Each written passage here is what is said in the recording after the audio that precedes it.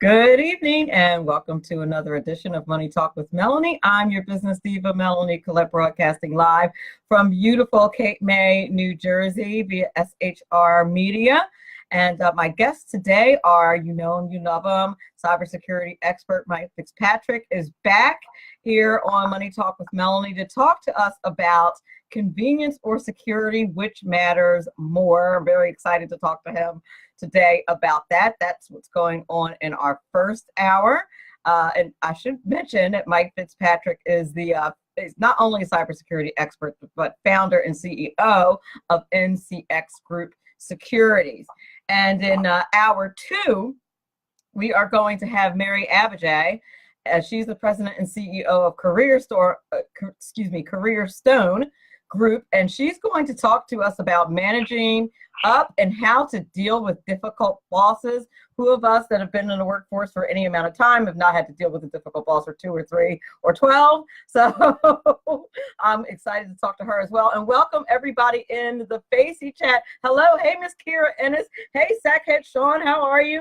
Hi Doug. I hope everybody is doing well and enjoying their the start to their weekend. It's Friday. Yeah, that's my vibe today.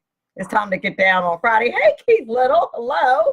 Welcome, Dwight. I hope everybody's, Sackhead Sean is one of the difficult bosses that I'm talking about. In fact, that was the inspiration behind Mary Abbajay coming on the show, was because Sackhead Sean is just such a slave driver. Dun, dun, dun. I'm totally politically inappropriate today.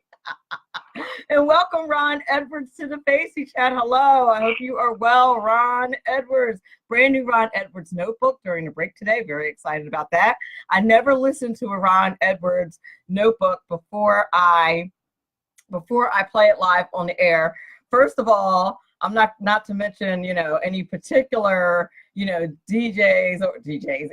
particular radio host that may or may not keep the language pristine and clean. Sackhead Sean, my boss, but I know with Ron Edwards' notebook that I can play it without listening to it first, and it will be perfectly clean. Plus, I like for you all who are watching via Facebook Live to see the expression on my face, to see the expressions on my face as I'm listening to whatever Ron Edwards has to say. It's always very, very deep. And sometimes I agree and sometimes I don't. It just really depends. And I will certainly let him know one way or the other. Everyone knows Sackheads is dangerous. Yes, this is true. You all are a dangerous bunch. Well, the stock market is back up like 350 points. I was so busy yesterday that I have no idea what the market did yesterday. And so busy today, I didn't check to see what the market did yesterday. But it was up by about 350 points today. You can pull, see, my boss is clowning me in the Facey chat. He said he's going to pull the tapes from my appearance on Sackheads. I can assure you that I did not use any bad language. I have way too many political enemies to use bad language on tape. I wanted to correct that before the lightning, came out of the sky. Yes, Ron is very afraid when I let him know that I did not appreciate his notebook that particular week. I did not agree with whatever sentiment he had on his notebook that week. And Sackhead Sean, if you do possess any tapes where I'm incorrect on that assertion, I'm sure that there's something we could work out so that we could, make sure that those tapes disappear. Just saying. But I'm pretty sure that I'm right about that because my mentors are very, very, they're constantly watching and looking and making sure that I'm behaving myself, even though, I'm nearly 50 years old. You'd be surprised. And I am grateful, actually, for the number of people who care enough to let me know when I'm messing up. So that's a good thing. But it's MLK weekend. MLK, hey, Keith Houchin is in the house. Hey, if you want to have a good time, I don't know if he has any room. Speaking of intelligent musings, I don't know how many friend spaces Keith Houchin has left on his Facebook page, but there's a guy who has some very intelligent musings about the political scenes on a regular basis. Second, Sean is single-handedly, he's my boss and is single-handedly in the Facebook chat ruining my political career such that it is. Thank you for that, Second, Sean. That's great. Yes, anyhow, the stock market is back up 350 points. And a lot of people are looking around going, how in the world is this possible? Well, it's a couple of reasons. You got the UK just totally messing up their economy, not getting Brexit nailed down. I'm glad I'm making the boss man laugh. Yes, I'm nearly 50, Ron Edwards. I'm 48 years old. I'll be 50 in soon, in 2 years. I teach math. So, 2 years. Yeah. In 2 years, I'll be 50. I'm 48. Yeah, so Brexit is hopefully finally going to get straightened out, but it should have been straightened out a long time ago. Therefore, people are dumping money into our market here in the U.S. China has agreed to 6 more years of buying our goods. That's always a good thing. So that helped the market out a great deal. There's rumors that they're on their way to settling, well, maybe not settling, but being amicable about the trade deal. I guess that's the best way I can put it in China.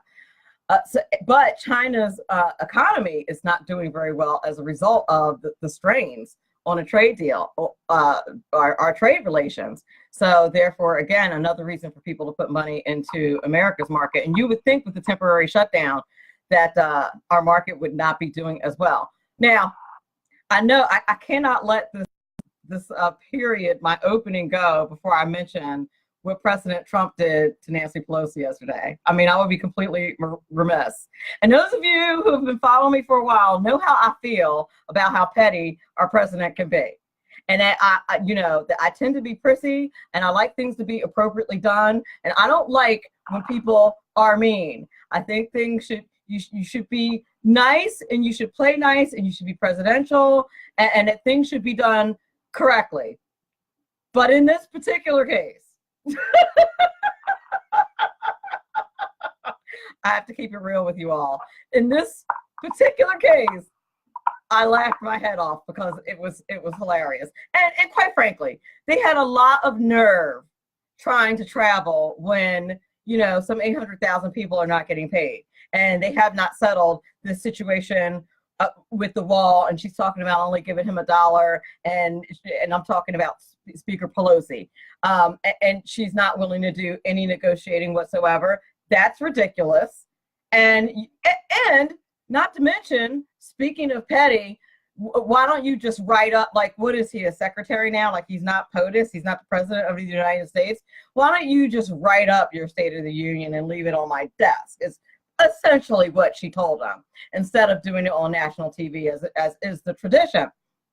So, I mean, not that she started it is ever. Of course, any of my students will tell you that she started, you're responsible for our own actions, and it doesn't matter who started it, et cetera, et cetera. But the part of me, the petty part of me, the part of me that I try to correct, the part of me that I try to keep in check, the part of me, the reason why Jesus came, that part, hey,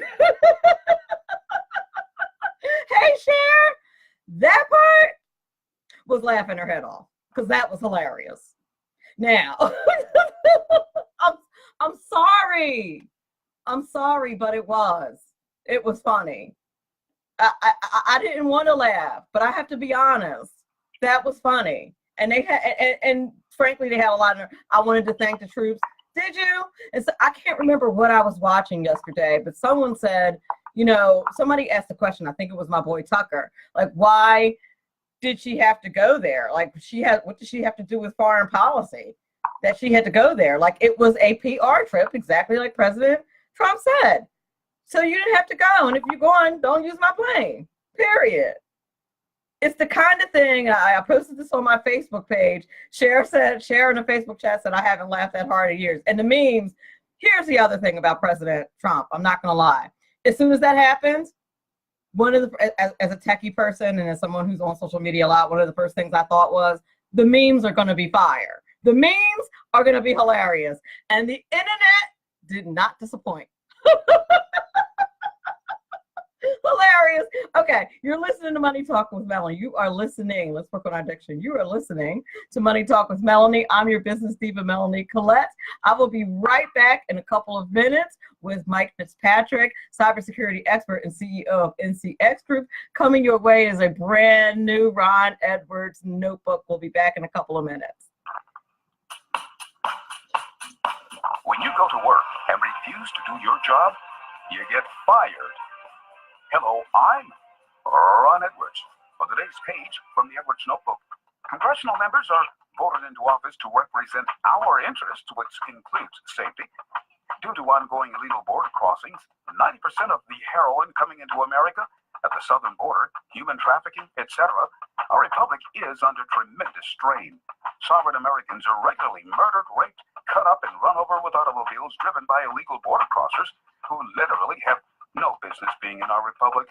President Trump has tried until he tried out to get Democrats to work with him on a deal to properly secure our borders. But the problem is congressional Democrats do not want a deal. Thus, so far, not even a compromise can be reached that would include physical barriers in vast areas that remain wide open for disrespectful illegals to simply stroll into their favorite sanctuary city and wreak havoc. Thus, President Trump must hold the line and not cave into those in Congress who should now be fired. I'm Ron Edwards. Join me Fridays at 4 p.m. Eastern, 1 p.m. Pacific on AmericaMatters.us and 12 a.m. Sundays on Talk America Radio Network. Ron Edwards, the new voice of America. Sponsored by the Tri-County Liberty Coalition. What are the two most effective English words? Thank you. Just hearing them makes me warm inside. John Campbell makes it easier for you to spread the love. In a cordial way, of course. With John Campbell's Biz Social Personal Touch, send thank you cards to your grandparents, boss, or business partners. Our campaign store has pre-made templates and 5-touch campaigns specific to a number of industries to add a personal touch to any business communication. Want to make someone feel all warm inside?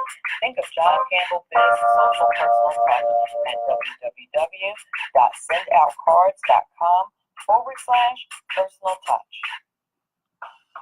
Right now, you can get the credit you deserve. Just visit MrCreditRepair.biz. Let their expert credit repair specialist remove late payments, charge-offs, collections, even old bankruptcies fast and easy. That's MrCreditRepair.biz. Why go anyplace else? Increase your credit score today. At Mr. Credit, you always get a quality service, all at our everyday discounted price. Stop getting turned down for cars, credit cards, or even new homes. Visit MrCreditRepair.biz today. That's MrCreditRepair.biz. Your credit repair is our #1 priority. Making a living can be tough these days with so many jobs going overseas. If you love numbers and puzzles and want job security, you can become a tax specialist. It's an amazing 6-month tax course from Tax Mama. Operate your own tax practice locally or anywhere in the world where there are American taxpayers. It's a great way to write off your trips to visit family for months at a time. Everything you need to pass the IRS 3 special enrollment examinations is included in this course. Visit irsexams.school. And if you need more than 6 months, that's okay. Take your time. You're in the course until you pass the exams or until you unsubscribe and reject Tax Mama's emails. Welcome back to Money Talk with Melanie. I'm your business diva, Melanie Collette. So glad to have you with me this evening. And speaking of glad to be here this evening, I am so glad that I have Mike Fitzpatrick, CEO of NCX Group, and our Money Talk with Melanie official cybersecurity expert with me this evening. How are you, darling? I'm doing so much better that I'm talking to you. I've been waiting almost the whole start of this first part of the year to talk to you. It's true. It's true.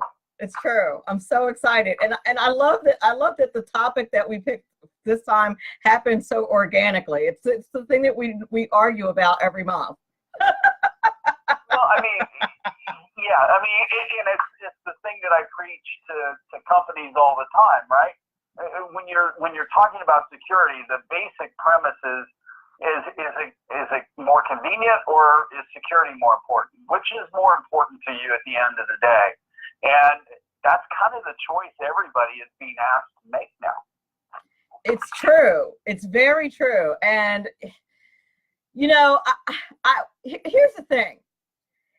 In my opinion, privacy is kind of going by the wayside anyway. And I was doing some research for the show, and that seems to be the prevailing thought. I mean, every couple of weeks there's breaches that happen, and people are, I wanted to know, is this really a problem when you and I talked about it? And I did some research, and it really is. I mean, there are tons of articles written about how people just really would just really rather have the convenience, is what it came down to. And I would say that I'm in that camp. I mean, it's the same reason why, this is kind of like horrible to compare it to, but if you think about it, it's the same reason why, STIs and STDs are rampant in some areas. Like, it's a matter of risk versus convenience and pleasure. It's a matter of risk. People take chances that they shouldn't. And I'm that way with my technology, and I'm not the only one, apparently. Well, it's one of these things where people don't think through a lot of the decisions they make these days in a lot of aspects of their life. And internet practice is one of those things. I mean, good night. I mean, using your laptop or your mobile device in a Starbucks or a coffee shop and using their Wi-Fi today is akin to going to a disco in the late 70s. You're going to catch something just by being there. So the internet cafe is the Studio 54 of the internet. Is that what you're saying? You're going to come away with something, Melanie. You're definitely going to catch something, for sure. And it's true. And I mean, they warn you, but what do we all do? Well, not what do we all do, but what do many of us do? Now, in those situations, I do use my hotspot. I don't use internet unless, I have to. Well, let's ask a question for the Facey chat. Yeah. Let's ask a question for the Facey chat. Now, when you were traveling this holiday season, did you use your hotspot on your phone, or did you use the internet provided by the hotel? Oh, I used the hotel internet. I did.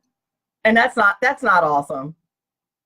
It's not. And I was in New York City the last time I traveled. That was like 2 weeks ago. Now, see, I can tell you as a professional hacker that in a hotel room with the right tool and using the guest internet, you can capture everything that's being transacted.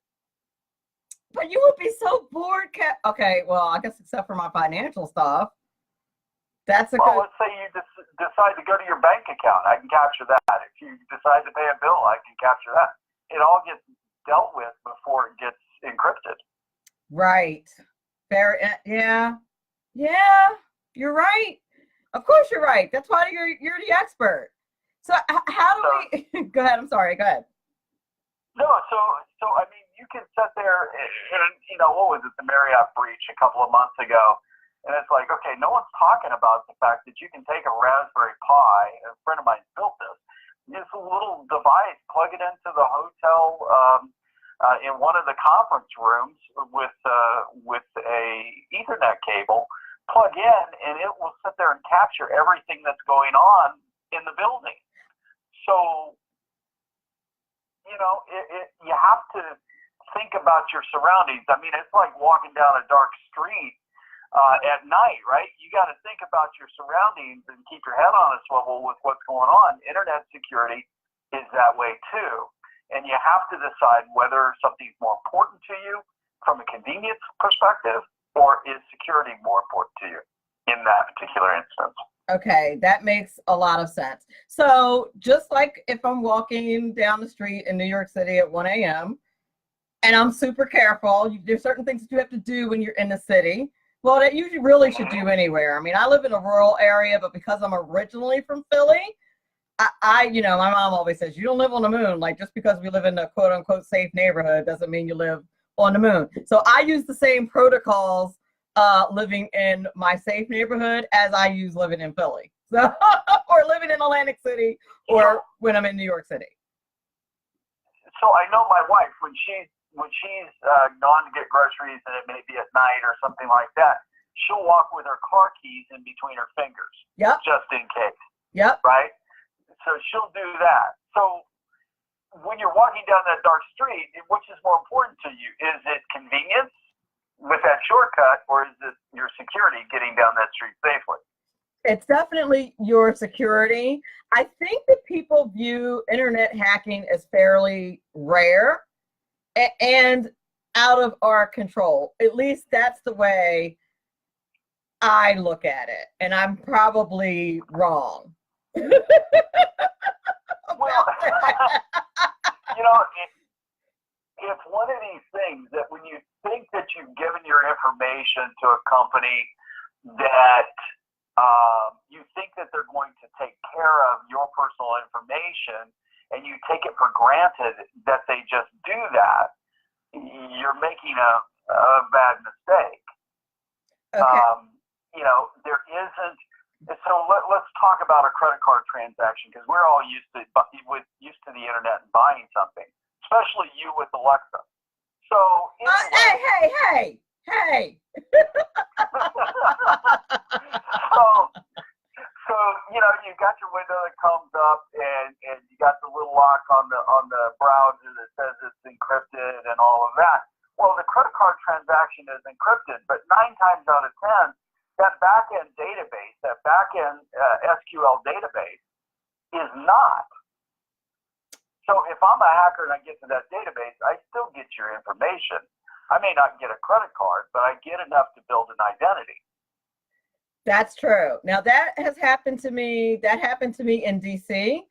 That did happen to me in DC. And what happened was my account ended up getting frozen.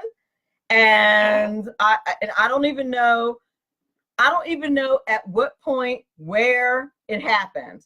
And you know, I traveled from New Jersey to DC. I went to the Bible. It was actually a weekend. I went to the Bible Museum, a day trip. I went to the Bible Museum. I didn't know when I was going to come back. So, and I Uber everywhere when I'm in the city, when I'm in DC. I got to DC. Right. I went to go Uber to the next place, and my bank account was locked because somebody had hacked into my account, which I totally forgot about, actually, till just now. And that happened like maybe last year. And it's not the first time. But my bank caught it. My bank caught it before any real damage was done. Well, and the financial fraud technology is getting really predictive these days. I mean, it's interesting how that's working and trying to prevent fraud. It used to be, you know, there was a high percentage of fraud that could be committed with credit cards. And now with the banks and the technology that they're using, that has gone from 60, 70%, 80% fraud possibility down to 10 or 15% fraud possibility now with credit cards. It's really changed drastically. You know, you had this large email dump with this breach yesterday, or number of breaches. The information was dropped on the dark net. 773 million IDs. Whoa! So that happened. That was sent out yesterday. If you want to have some fun, I'm posting this link on the Facey chat here. If you want to, you can go in and type in your email address, and it's basically "Have I been owned?" And it'll tell you whether or not you have.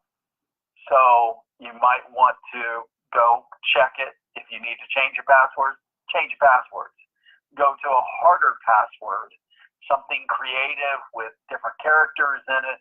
If you're not using a password vault,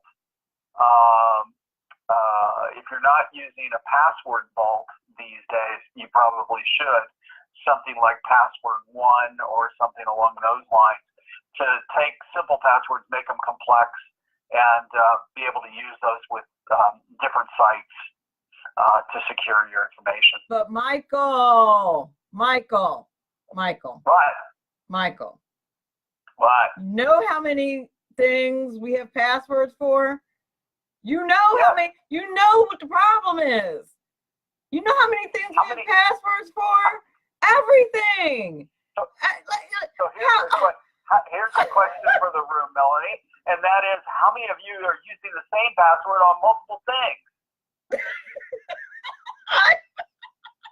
I am, and then I, of course, teach my kids an introduction to computers that that's horrible and you shouldn't do it.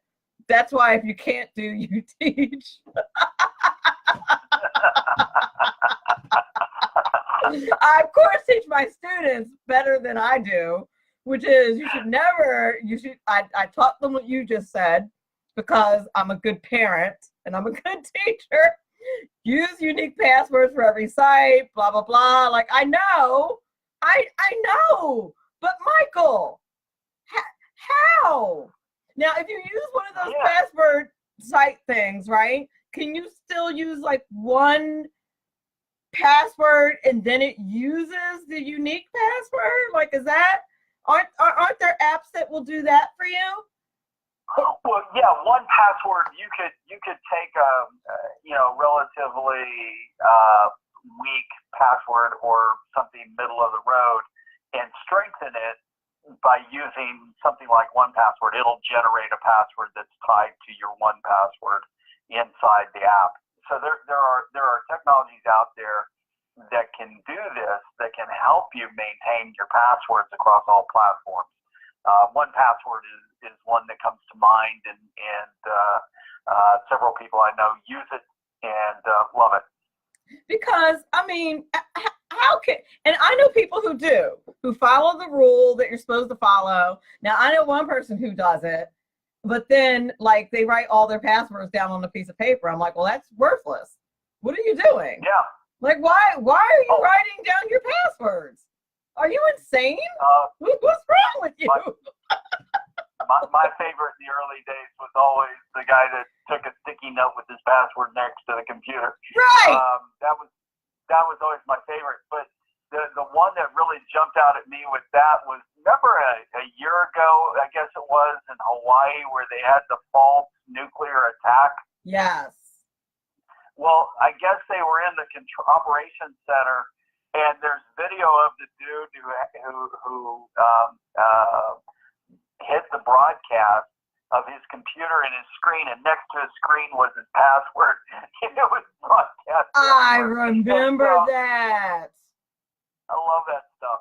Well, remember how I think it was John Podesta or Hillary Clinton's email got hacked? Their password was like password 123.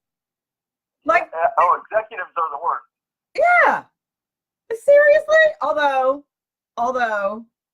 it does come to bring to mind one of my passwords, but I don't really care about that password. And I didn't make it up. What are they going to do? Hack in and steal lesson plans? I don't care. Go enjoy yourself. Well, it could be one of those crafty students of yours that goes in and changes grades. I don't know. Oh, well, no. You know what they do? I can't believe I didn't mention this. A kid told me yesterday at lunch, I was on lunch duty, and I have one kid who hates my class, my computers class. She's like, I hate computers. I don't know how to do computers. And I'm like, well, that's why you're in the class. And then another kid at the table was like, I love computers. That's how I learned to make my report cards. I'm not even kidding. And I caught a girl making her report card one day. I'm like, are you serious? Are you seriously in my class making a new report card? Like, how? What? Like, kids are bold. That's what Photoshop's for. I mean, I know, and it's not like I wasn't crafty and shifty and shady when I was a teenager. We all were to some degree, but you're like, what do you think is going to happen at the end of the school year when you don't pass? Like, they are so short-sighted. I'm just like, you can't just fail and like there's going to be no repercussions. Like, you're making your your own report card, that's fraud. Like that's just not good on so many levels. But yeah, and then, they said that to a teacher. Like, who says that to a teacher? I love my computer class. That's how I made all my report cards. Wonderful. That was completely my intent. I'm so glad that I've taught you the skill to, defraud your parents.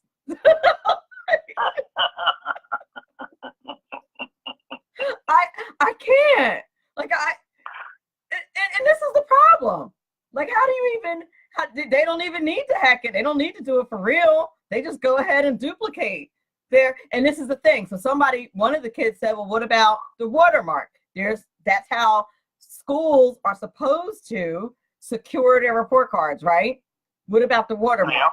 And he said, my parents don't know what a watermark is. And I was like, exactly. And that's exactly the problem. Parents have no idea. Well, and the problem is the watermark now is down to a pixel from a security standpoint. So, okay, parents are going to see that. It's a pixel. So you've got, that takes us in a different direction with deep fakes and what you're going to be able to do with AI. And, as far as photoshopping things, changing video, using fake voice or using special voice tools to change and create fake videos in the not too distant future. Oh, now that's super scary. I mean, that just is. That's super scary. And it's called deep fakes. What does that mean, deep fakes? Well, okay, so what it uses is artificial intelligence. It combines it with morphing and different types of video technologies and audio technologies to create something that looks real, looks absolutely real, but is 100% fake. Like Kim Kardashian's butt? Oh, sorry. Go ahead. That was the total. What's that? I said like Kim Kardashian's butt. I'm sorry, that was completely inappropriate. Well, here, I'll while we're talking here, I'll find one and post it in Facey Chat. There's one that I saw recently with Obama. Oh, so is the purpose of this, or one of the uses of this, to create fake news and make it look real? Yes. Well, that's frightening. That is the purpose of deep fakes. Is it creates things that look absolutely real but are not. So I just posted in that in the Face Chat there. It's quite creative. Now, now what I'm thinking, the first thing that pops into my head is like being accused of a crime you didn't commit or something like that. Correct. So does it take someone like you, like what if you're on video and somebody has framed you, some, wacko, like I'm totally envisioning some episode of Law and Order Criminal Intent where some wacko does this to frame someone they hate and the person ends up getting locked up. Does it take someone like you to detect whether or not it's a fake? Like, would the average police department or prosecutor or public defender be able to ascertain that that's what this was? But see, now you're getting you're going down a road which is one that we're all going to have to transverse with AI here pretty quick, and that is video surveillance cameras. We trust what we see on video as being absolute truth in any particular type of situation, from the commission of a crime to somebody knocking at my door on a Ring doorbell, those kinds of things. We trust that video. Well, we're getting to the point with AI and video special effects where all of those things can be altered, look to be absolutely real, but still be 100% fake.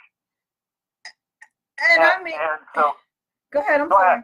No, I'm just thinking. So, do you mean Can this only be transferred via some type of video or computer, or is this like a virtual reality type situation?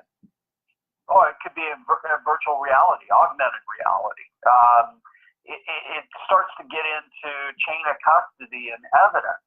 And if you don't have watermarks in the evidence that's collected or the photographs or the video of things that are collected, how do you know if it's actually been secured or 100% true?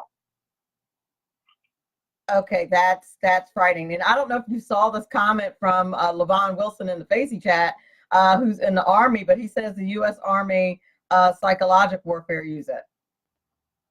That would not surprise me one bit. Yeah, no, I would absolutely believe that. Because this kind of technology, my guess is, before it hits the mainstream and is marketable to Joe Q Public or John Q Public, the government probably has it first. I mean, that's how we got the internet, right? That's how we got the internet. Yeah, there's some that say that we're 30 years behind the technology that the government actually uses. The stuff that we have on the consumer side of things, we're at least 30 years behind. Right, exactly. So if they could just go ahead and reveal that meal making thing on Star Trek and the transporter thing, help a sister out. I'm busy. I want the Jetsons replicator. That's what I want. And flying cars. I've already told my wife, I don't care when the flying car gets perfected. I'm taking every bit of money we have and I'm buying a flying car. Well, it's a good thing your son is in school already. Yeah, I said, I don't even want to hear a no one. I'm buying a flying car. That is frightening, but it's very true. And I've heard, like, if you see the technology in the movies, chances are, the government already has it or has had it for quite some time. Well, it's interesting. I remember 20 years ago, a guy that was in naval intelligence telling me, you got a webcam on your computer? I said, yeah. Well, you're going to want to cover that up because they can turn that on remotely at any time. So it is what it is, right? So, yes, those things are true, and those are the things that we're seeing. And, the technology is getting very good, and it's going to be really hard to tell fact from fiction. That is frightening. There were movies and continue to be movies about this for years. The Todd Kittner in the Facey chat says that his uncle was in naval intelligence, and he said the same thing, that the technology we think we have, the government has had for years. Like that we are like, oh, do we have it or don't we? The government has had it. Like, definitely has it. That scares me. Go back and watch, and I want to say it's from 20 years ago now, Will Smith's movie, Enemy of the State. Yes. Go back and watch that today. What about Minority Report? Remember that with Tom Cruise when they were preemptively arresting people for stuff for crimes that they were about to commit? Yeah, well, I don't know that we're that far away with this, as far as AI grows and gets more powerful. Yeah, you can make that predictive analysis. See, you need to not say things like that. I'm gonna need you to not,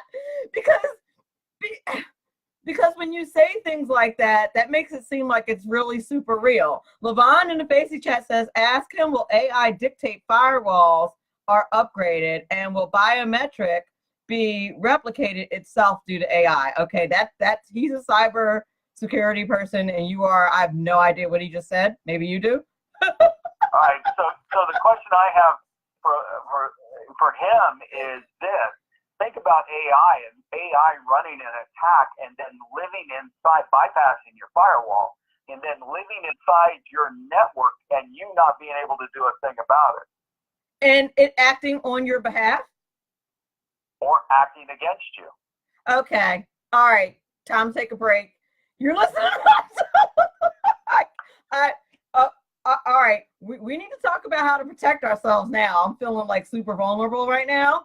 So on the other side of this break, that's exactly what we're going to do. You're listening to Money Talk with Melanie. I'm your business diva, Melanie Collette. We have Mike Fitzpatrick on. He's a cybersecurity expert and the CEO of NCX Group, and has succeeded in scaring the heck out of me and probably the rest of my audience. Yay! He's like, finally! And we're talking about why many of us care about our convenience more than we care about our own privacy and security. But that has changed thanks to Michael. So we'll be back in a few moments. Right now, you can get the credit you deserve. Just visit MrCreditRepair.biz. Let their expert credit repair specialist remove late payments, charge-offs, collections, even old bankruptcies, fast and easy. That's MrCreditRepair.biz. Why go anyplace else? Increase your credit score today. At Mr. Credit, you always get a quality service all at our everyday discounted price. Stop getting turned down for cars, credit cards, or even new homes. Visit MrCreditRepair.biz today. That's MrCreditRepair.biz. Your credit repair is our #1 priority. What are the 2 most effective English words? Thank you. Just hearing them makes me warm inside. John Campbell makes it easier for you to spread the love, in a cordial way, of course. With John Campbell's Biz Social Personal Touch, send thank you cards to your grandparents, boss, or business partners.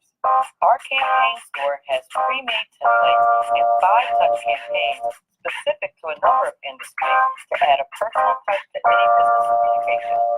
Want to make someone feel all warm inside? Think of John Campbell Biz Social Personal Touch at www.sendoutcards.com/personal touch. Making a living can be tough these days with so many jobs going overseas. If you love numbers and puzzles and want job security, you can become a tax specialist with an amazing 6-month tax course from Tax Mama. Operate your own tax practice locally or anywhere in the world where there are American taxpayers. It's a great way to write off your trips to visit family for months at a time. Everything you need to pass the IRS 3 special enrollment examinations is included in this course. Visit irsexams.school. And if you need more than 6 months, that's okay. Take your time. You're in the course until you pass the exams or until you unsubscribe and reject Tax Mama's emails.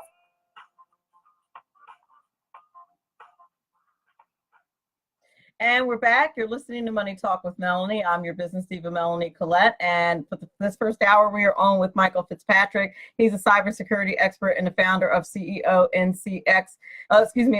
founder and CEO of NCX Group.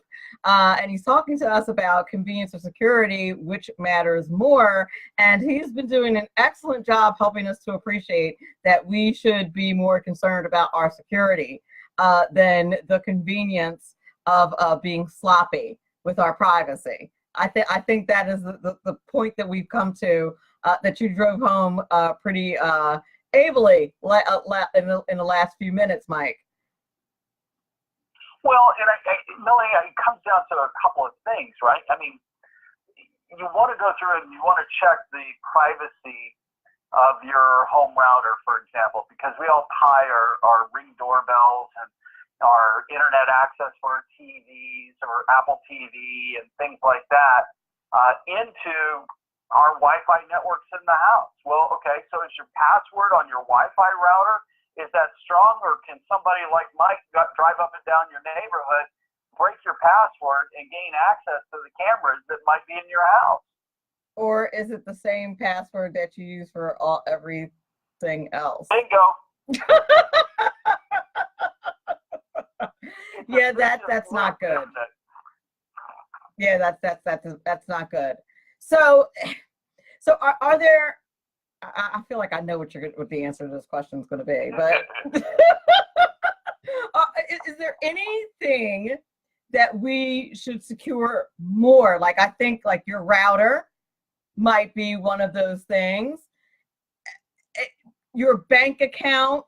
Right, but I hear you saying is like it doesn't matter if you're, for example, like if your router isn't properly protected, and you're accessing your bank account from home, it doesn't matter if you have a strong bank number, if your router password is weak, and vice versa.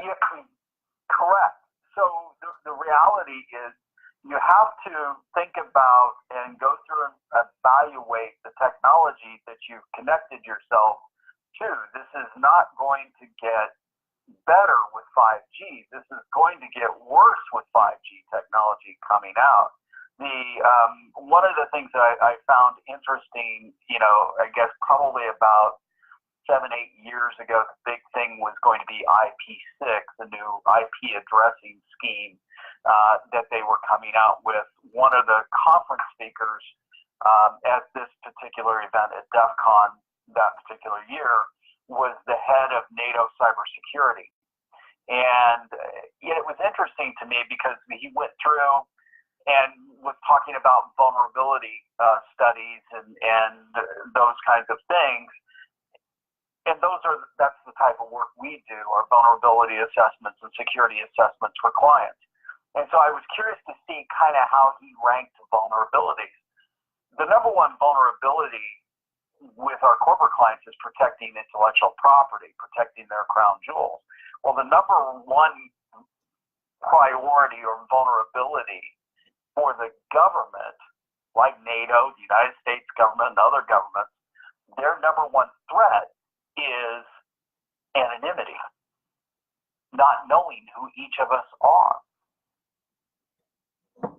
And so they not being able to know who you are, whether you're friend or foe, is a big risk. Well, 5G is going to give them that information.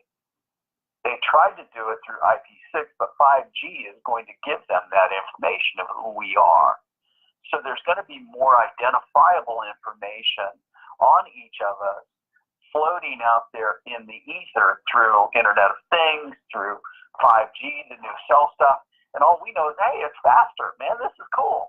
But there's also trade-offs that come with this. And you have to balance it out in order to protect yourself, to have privacy of any kind within your life and with your family.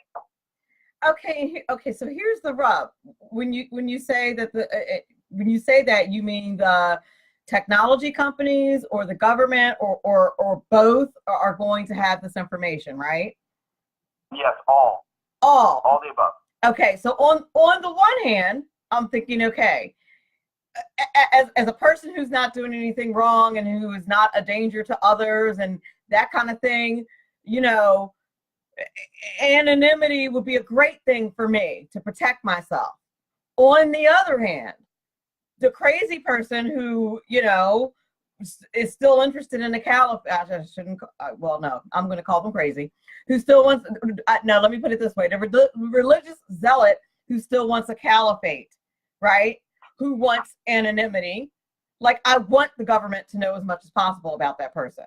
I don't want that person to be invisible to the government. So, like, how do you balance that? How in the world do you balance the government's need to know these things to protect us and our need to have them not know to protect ourselves? Like, how in the world do you find the balance there? It's a legitimate question.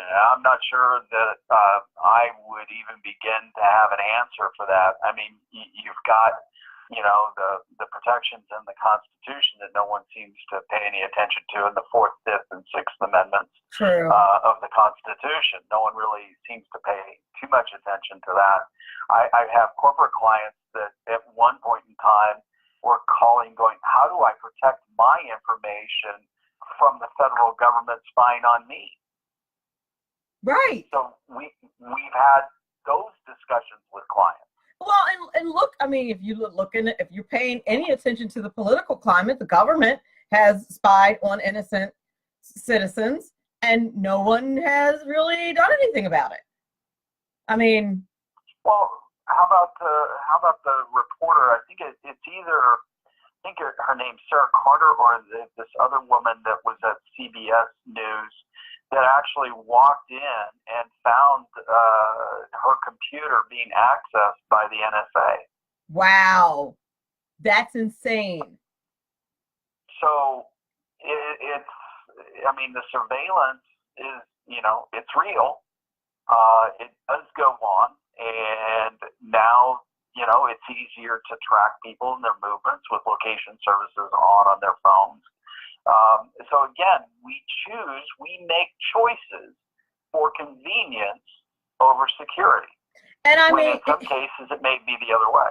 Should be the other way. Well, you're exactly right. I mean, for example, as a single woman who I travel by myself pretty often. I keep my location services on because I want people to know where I am. But that's the same reason why you should keep it off sometimes, because people will know where you are. Like how do you win that? That's an unwinnable situation. But if I were, you know what I mean? Like, on the one hand, the services are on, so if somebody wanted to be waiting for me to abduct me, they could, right? On the other hand, if I'm abducted and the police want to find me, what's the first thing they're going to look for? The location services and see where my phone is. So without a doubt, and I mean, Melanie, we have some celebrity clients, and I would not want to be a celebrity in this day and age whatsoever. They have to be on social media. They have to use their mobile devices to promote themselves, their brands, their images, their newest movie that's coming out, all of those things. So, but at the same time, if I'm a bad guy and I know there's a celebrity event going on, I might use something like Stingray to capture every mobile device within a mile of that event until I figured out which one was that particular celebrity's phone, and that way I can then stalk them. That's frightening. That's scary. And of course, you and I talked about the student situation that I had, which was relatively minor, but I had a student who took a picture of me in class, which is perfectly legal because I'm a public employee, used that to search other pictures of me, and it was scary. It was a very scary thing. And, he had hacked into the schools, overrode the school security system. And this was a kid. So it's a scary thing. Oh, my goodness. We only have 2 minutes left for the close of the show. How can they get in touch with you if they want to use your services? Your phone's going to be ringing off the hook now. Well, the easiest way to get in touch with us is through the website, www.ncxgroup.com, and that's www.ncxgroup.com. Thank you so much again for being on the show. I want to say it was lovely talking to you, but it wasn't all that nice this time. I'm just watch that deepfake video. It'll make you cringe a little bit. Oh my goodness, I'm going to watch it when I get off the air. Thank you so much. You did a great job as usual, darling. Have a great weekend. You too. We'll talk to you soon. Talk to you soon. You're listening to Money Talk with Melanie. I'm your business diva, Melanie Collette. That was Mike Fitzpatrick, cybersecurity expert, founder and CEO of NCX Group, NCX Group Security. And he was just talking to us about the convenience of security, which matters more. If you missed that part of the show, you definitely want to go back and listen to that when I post the podcast. It was eye-opening. My goodness. The second hour we have coming up, Mary Abbajay, I hope I'm pronouncing her name correctly. She will tell me if I'm not. She's the president and CEO of Careerstone Group, LLC, and she's going to talk to us about how to deal with bad bosses. And I don't know about you, but I've had a couple of bad bosses or two in my career, and she's going to tell us how to deal with that. So I'm excited to talk to her. The next hour, we are going to take a break, and we'll be back in a few minutes. Conservative media done right. You're listening to the SHR Media Network. Hey, this is Mike Wright. And I'm Shannon Wright. Join us for The Right Way with Shannon and Mike, Monday through Thursday from 7 to 9 a.m. right here on SHR Media. Why are they joining us? For fun things like sports, politics, Oh, maybe some news and entertainment? and all kinds of other things. Money and recipes and events? All kinds of stuff. Yeah, so join us Monday through Thursday, 7 to 9 a.m. here on shrmedia.com.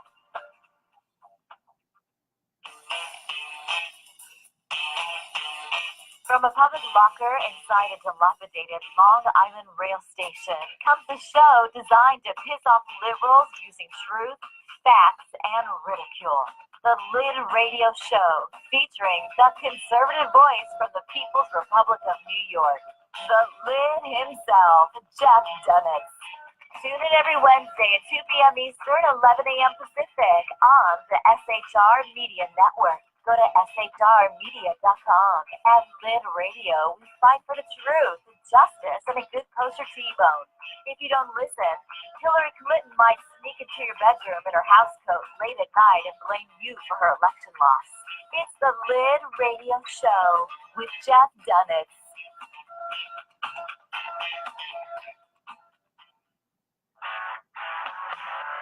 Hey girls, Carry Girl Gear is here.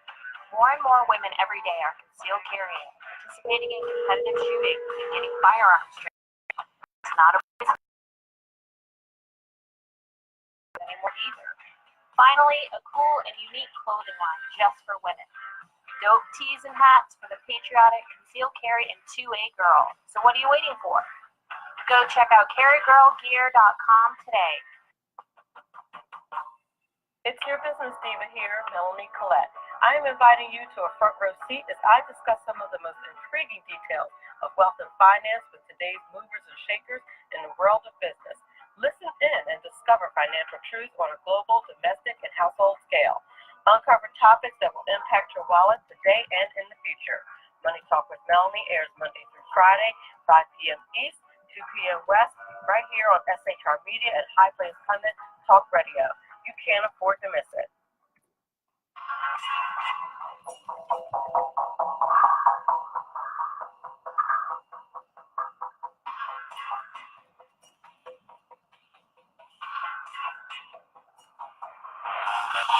New show on the SHR Media Network, Sackheads Against Tyranny. On shrmedia.com. Go there quick like a bunny, 11 p.m. Eastern, 8 p.m. Pacific every Wednesday. Live and direct on the SHR Media Network. shrmedia.com. Be there.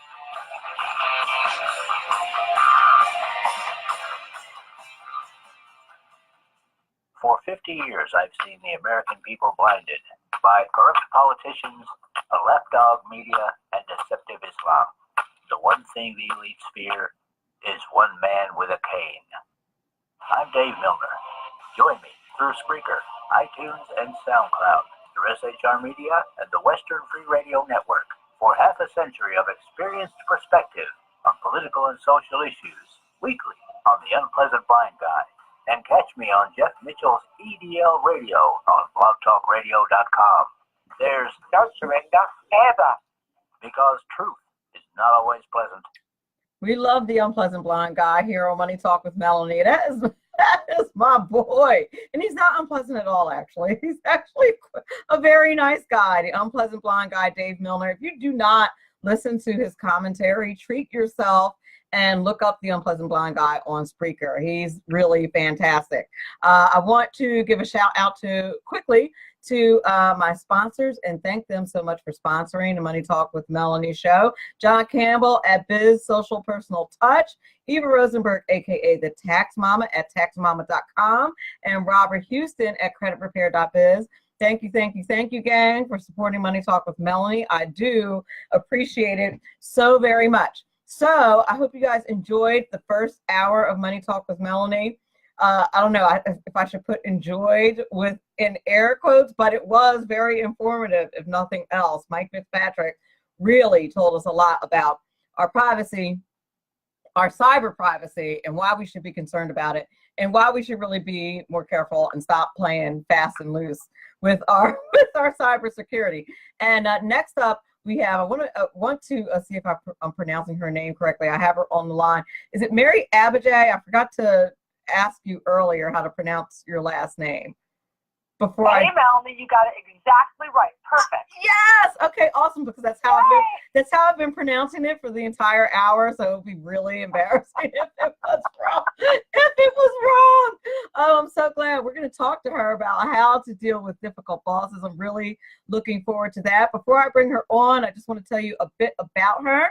She's the president of Careerstone Group, LLC, which is a woman-owned full-service organization and professional development company in Washington, D.C., my second home, between D.C. and New York. She has 20 years experience in leadership positions and has founded several successful businesses in Washington, including Careerstone Group, the Toledo Lounge, and Crush Nightclub.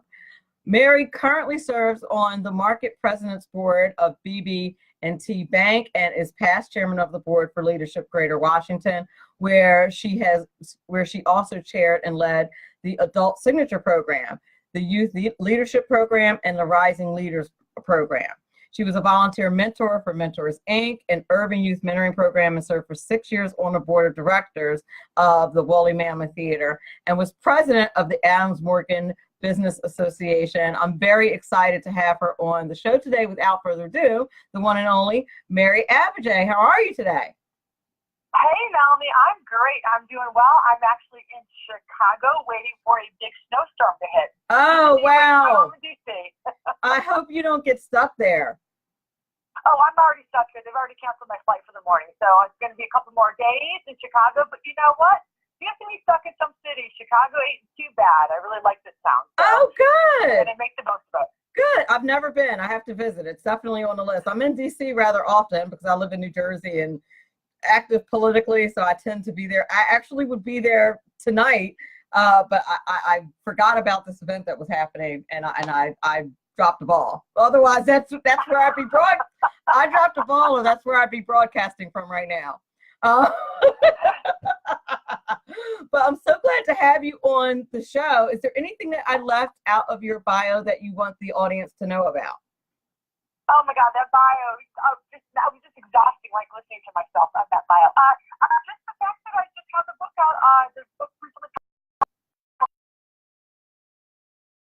so that's been like my life in the past 8 months talking about the book, and it's been really fun and exciting. I love it. I love it. That's fantastic. I definitely want to talk about managing up, but I thought many of us, well, you know what, but both things really, because I have an awful lot of entrepreneurs that listen to the show and an awful lot of bosses that listen to the show. And I'm sure a lot of people that have bosses who are absolute nightmares as well.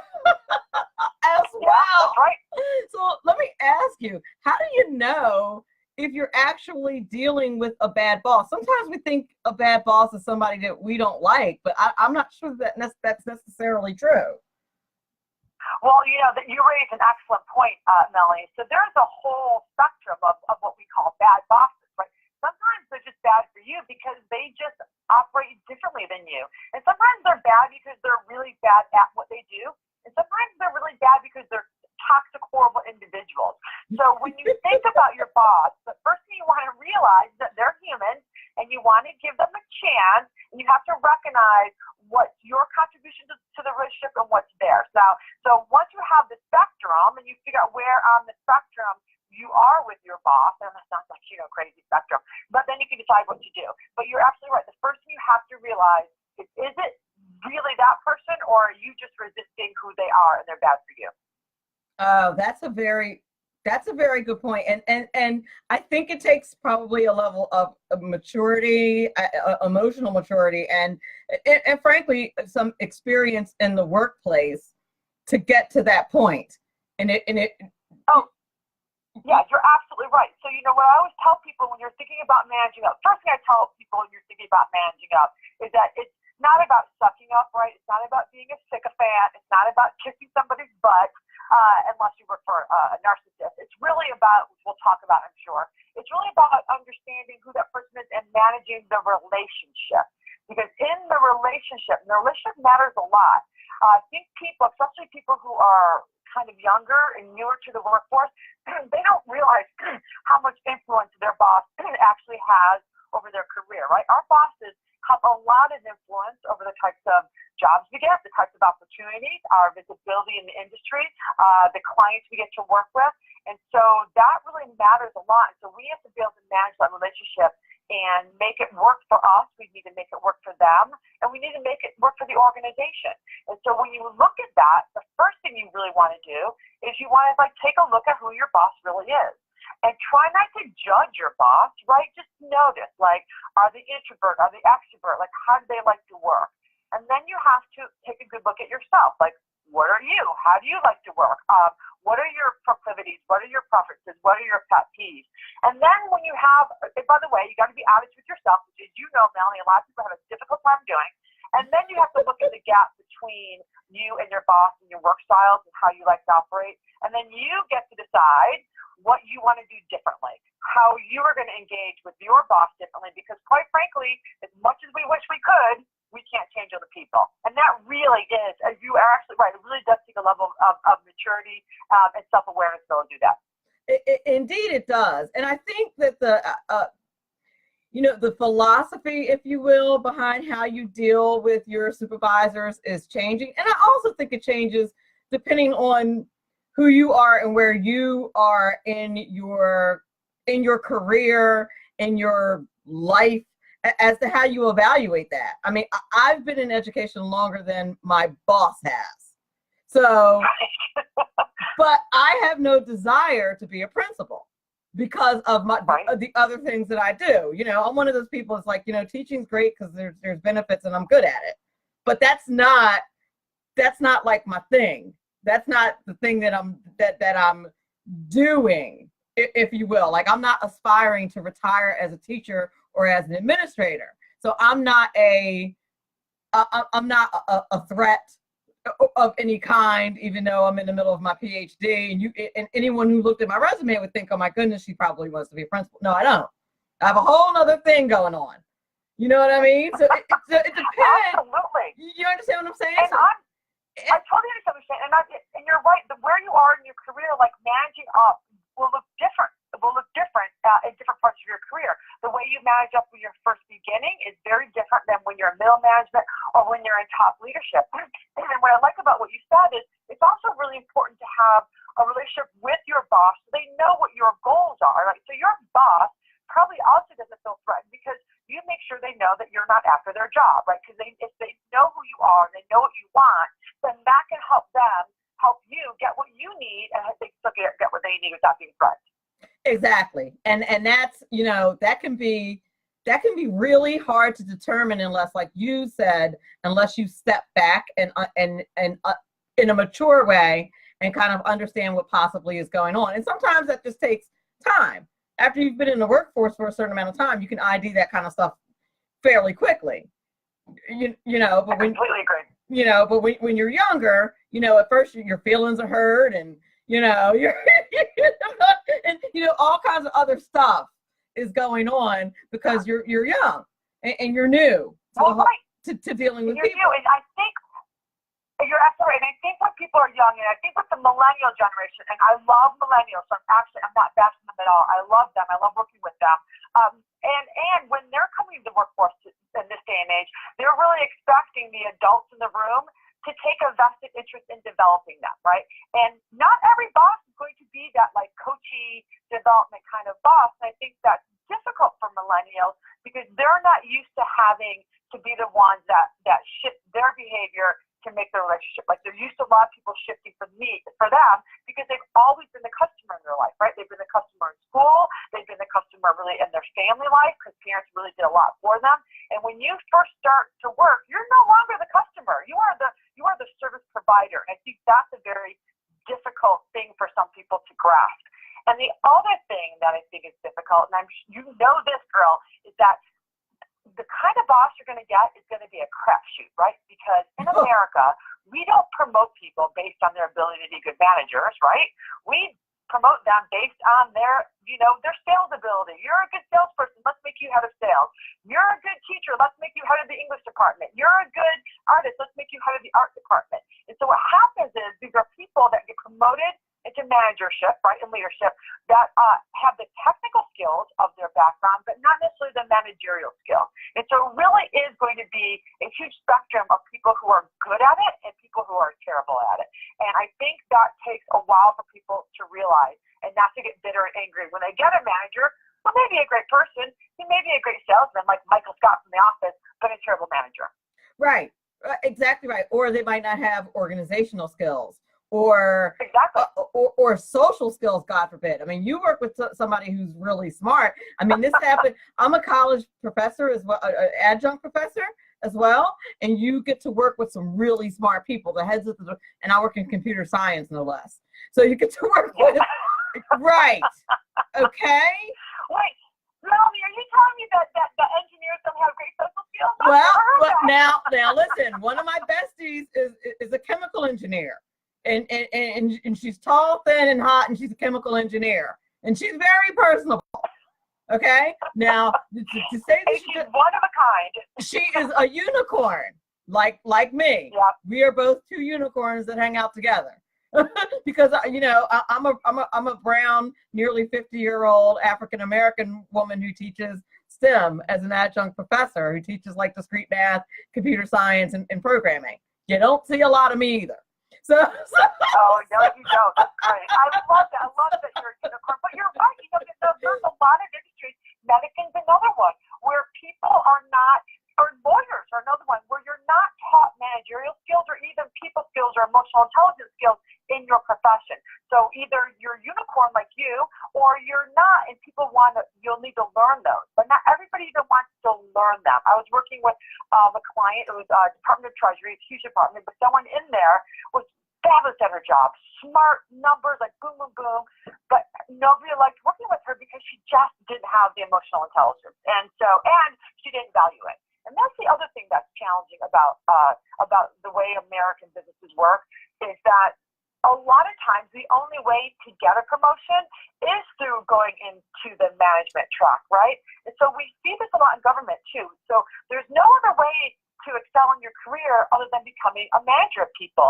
And some people just don't want to do that, but they want the promotion. So they take the managership and they're not very good at it, and they don't want to be good at it, but they want to further their career. So they kind of get caught in a catch-22.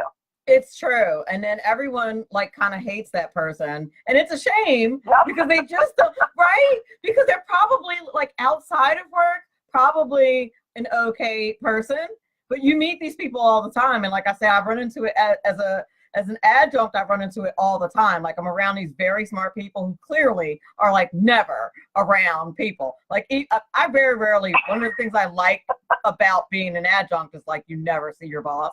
I literally have never met my boss. He hired me based on my resume. Case in point. Okay? He hired me based on my resume. I sent him a resume. Somebody recommended me. I sent him my resume. I'm sure he said she's brown and she's a woman and she teaches computer science. She's been doing it for 5 years. And I sent him my resume and he hired me. I've literally never met the man. So we've only emailed. Who hires somebody without even meeting them? He doesn't even bring me in to meet me. You know who does that? Someone who's the head of a computer science department. Because because to him, it's not a diss. It's a case in point. Because to him, what does any of that stuff matter? It's a program, right? Yeah. You look at the resume. You get how do you get from point A to point B? Well, it's all on the resume, just like a program. So why wouldn't she be able to teach this? I don't need to meet her. Yeah, and that's right. And they actually, from the resume, you've done it. But how does this person know that your students are even going to like you? So I think that is just a perfect example. And that's how a lot of the world works. They don't actually get into the people development or people management part. And he doesn't care. That's the thing. It's completely completely irrelevant. I mean, clearly. And he's also very lucky because he did well by hiring you. So that's a good sign. So maybe he relies on his luckiness. I hope so, but I just think the whole thing is really funny, and that kind of thing only happens. I shouldn't say only, but happens a lot on a college level. They don't care about a person's personality, how well they interact with kids, none of that. It really is all about do you know your stuff or no? They, for the longest time, didn't even care if you had teaching experience. They're just starting. Isn't that crazy? It's crazy, but that's just another example of what you're saying about your bosses. I would bet a year's salary that my boss is not a teacher, that he's a scientist. Yeah. You understand what I'm saying? You're right. So I bet you're absolutely right. Right. So he but I'm a teacher. So if you were to come into my classroom, he probably would see some things done quite differently than he does them because he's not a teacher and he hasn't been trained as a teacher. And like I said, that's not a diss. It's just an example of how that can happen. Somebody said, you know your stuff. You want to be head of a department. By the way, there's people. There's going to be people there. Yeah, and so, you know, your boss is an example of what we would call a ghost boss, right? A ghost boss who kind of hires you and then just never engages with you, right? He doesn't meet with you. He doesn't like, not that you need him to meet with you, or but sometimes people do need their boss's involvement in what they do. They do need feedback. They do need more involvement. And sometimes we have ghost bosses, which could be like your boss, which could be both like for you, fine, because you don't need them. But what if you were a young teacher that needed some help? Like, would he be there for you? Right. Exactly. Well, and here's the thing. They would hire me even if I was a young teacher, as long as I had the credentials, it doesn't even matter that I am a teacher. Like if I was a PhD with 0 teaching experience, they would totally hire you to teach college. I think the reason why I got hired with a master's is because I'm a teacher. Like I think that evens it out, but it doesn't. Yeah. You know, you're right. So I did adjunct faculty for a while at George Mason University, which was super fun, and I really liked it. Isn't I had it fun? a very similar experience than you. Someone recommended me, and they hired me. I didn't meet them, and I was really good at it because that's what I do for a living. I'm a corporate trainer and facilitator. And I remember I used to walk through the halls before and after my class, and I would just see teacher after teacher just sitting there like, wah, wah, wah, like no interaction with the students, like just so like, I felt like just walking by their doors.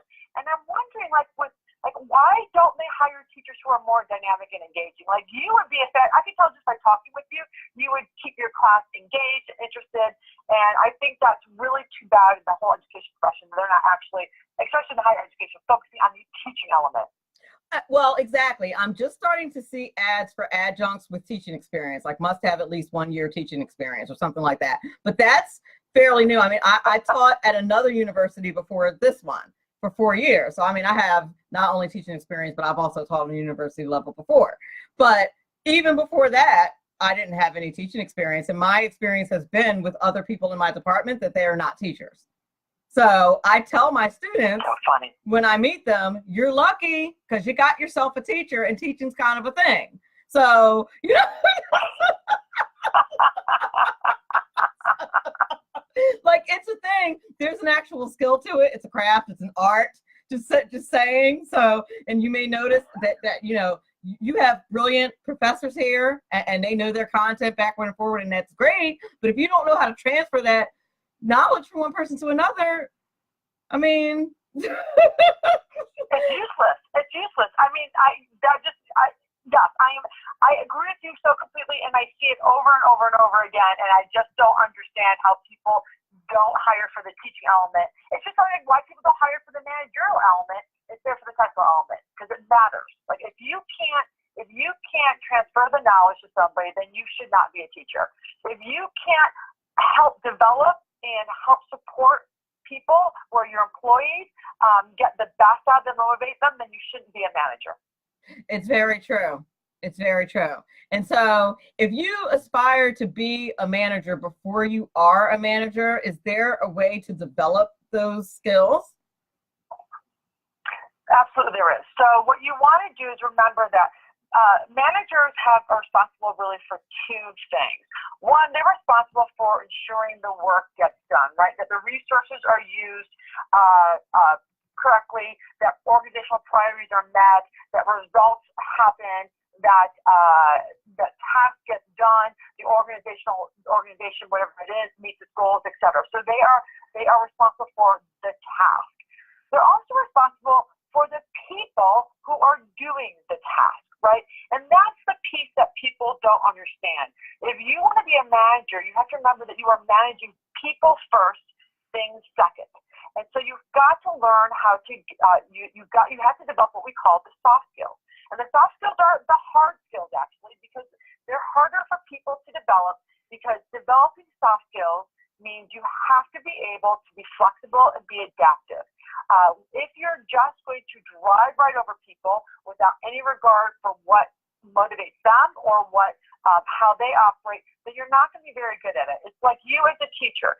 You probably are able to adapt your style given the nature of your students or the nature of the topic, right? So, and that's what managers need to do. You need to adapt so you can bring out the best in everybody. And so if you want to learn how to do that, you start doing that just as a team member, right? Or you start doing it the best way, Melanie, is to learn how to manage up. The same skills you use managing up are the ones that you'll make you a great manager managing down. Okay, that makes a lot of sense. That makes an awful lot of sense. So because like let's say that, and I'll give you a perfect example. I'm going to talk about a very simple difference that people have. Introversion and extroversion, right? So, and that's about how we get our energy. That's often about how we communicate. And you can see these differences in people. And what happens is when we see people who are different than us in some way, the first thing we do is judge it, right? And we usually judge it like negatively. And we make up a story about why they do it, which is usually a negative story. And we secretly kind of resent that we have to shift. We want people to operate like us, right? So I talk really fast, as you can tell.